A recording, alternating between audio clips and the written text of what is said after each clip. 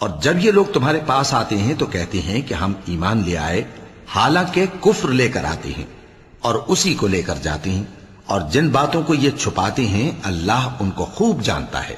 اور تم دیکھو گے کہ ان میں اکثر گناہ اور زیادتی اور حرام کھانے میں جلدی کر رہے ہیں۔ بے شک یہ جو کچھ کرتے ہیں برا کرتے ہیں۔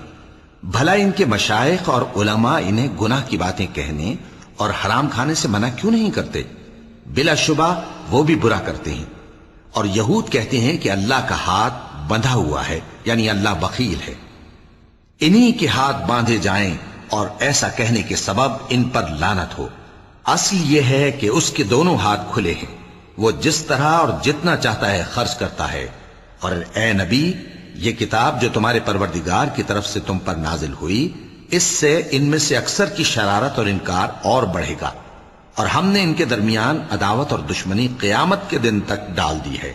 جب کبھی انہوں نے لڑائی کی آگ جلائی، اللہ نے اس کو بجھا دیا، اور یہ ملک میں فساد کے لیے دوڑتے پھرتے ہیں، اور اللہ فساد کرنے والوں کو دوست نہیں رکھتا۔ اور اگر اہل کتاب ایمان لاتے اور پرہیزگاری کرتے تو ہم ان سے ان کے گناہ دور کر دیتے اور ان کو نعمت کے باغوں میں داخل کرتے۔